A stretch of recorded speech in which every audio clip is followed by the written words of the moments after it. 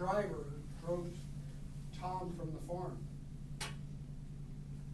Who told you to do it, and where did Tom think you were taking him? Mr. Toastmaster, fellow Toastmasters, and most welcome guests. Yes, I was the driver. And Farmer Joe, we were friends. That he was a reliable farmer, always seemed to be pretty straight-laced and have his farm. But he told me he was tired of the farming business. He was tired of the turkeys, the loud noises, always gobbling, waking him up, and she was done with it. So she came to me one day as a friend and said, how do I get rid of this problem? How do I get out of the farming business? I don't want to deal with turkeys anymore.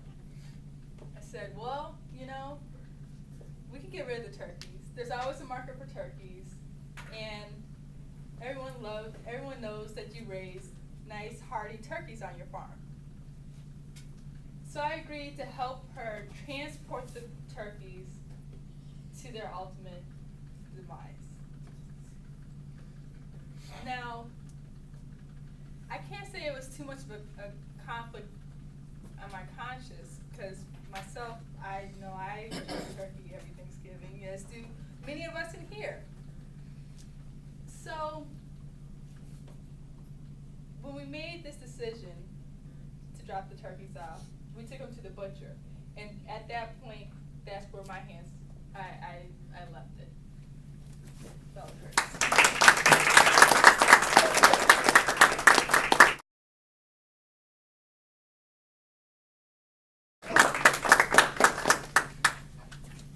Susan, you were the hostess who served old Tom. Thanksgiving turkeys are usually young and juicy. Why would you eat this old bird?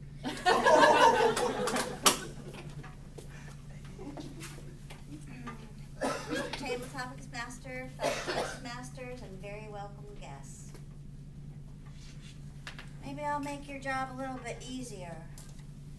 I think the whole thing was all my fault. I was having 20 people for dinner on Thanksgiving Day. I needed a 35-pound turkey. Very rare birds. In your adjudication decision, you need to consider the basic economic supply and demand rule. So although I am culpable for the instigation of the crime, it was tradition. What else can you say? There's nothing else I can say. He was a tough old bird.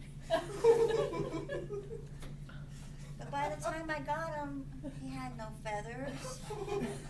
He had no life. Turkeys don't live forever, you know. So we just covered him up with a lot of cranberry sauce. Kind of had to take the hatchet to him in order to break him up. So do it with me what you will. It's really all my fault.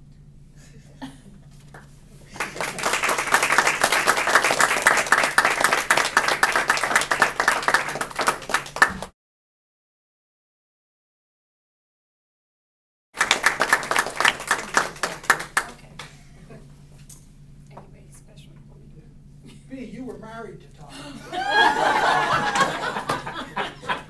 Tell us about him and your family.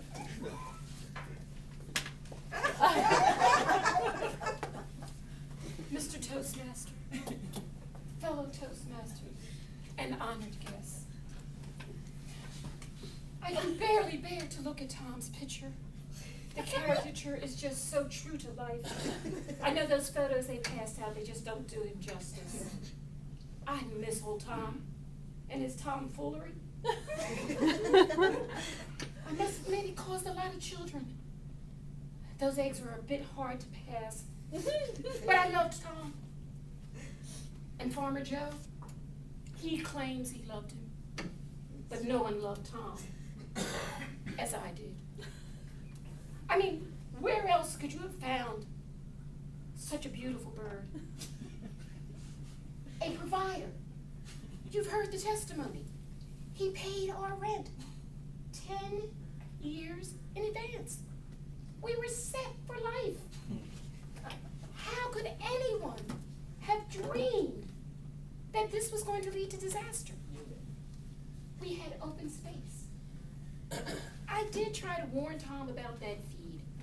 Those chickens, I talked to those ladies. They warned me. They too had lost family members. Big stuffed. You heard the lady? She wanted large. Tom was by no means small. They didn't even want me, though I was younger and tender. It was the poundage that they were having. And by God, Tom gave it to them.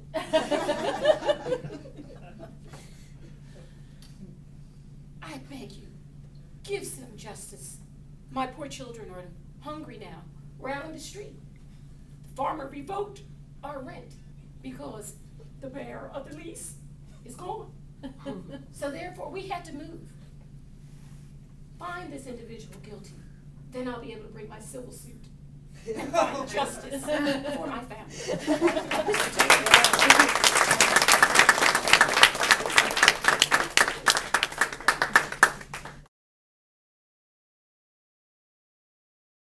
Gentlemen of the jury, after hearing this damning testimony, it's obvious that Tom was old and tough and eating more than his share. So I would ask the jury to do none other than convict. Your Honor.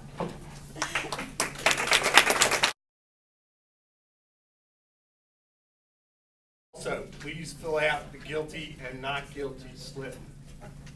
And let's decide Farmer Joe's fate.